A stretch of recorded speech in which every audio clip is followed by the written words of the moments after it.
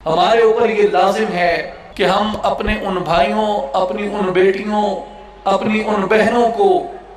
خراج عقیدت پیش کریں، انہیں اپنی پوری یکجہتی کا یقین دلائیں، کیونکہ وہ لوگ اپنی خاطر نہیں، وہ دو بنیادوں کے اوپر وہاں پہ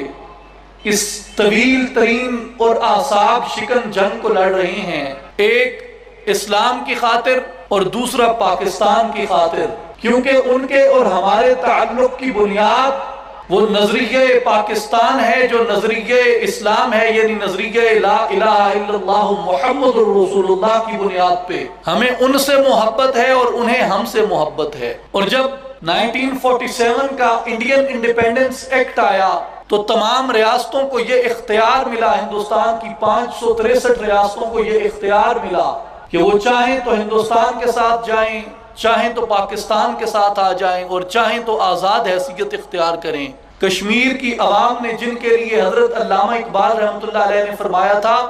کہ جس خاک کے ضمیر میں ہو آتش چنار،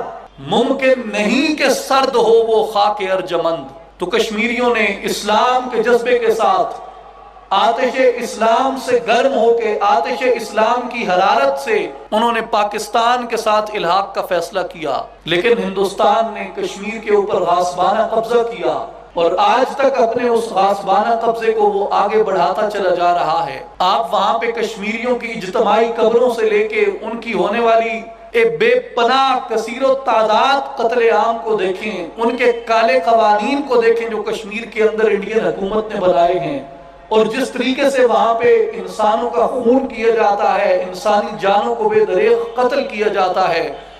اور لوگوں کو ذلیل اور رسوا کیا جاتا ہے، جس طریقے کی پابندیاں ان لوگوں کے اوپر عائد کی جاتی ہیں، وہ اس ساری اذیت کو، وہ اس سارے کرب کو، وہ اس سارے دکھ کو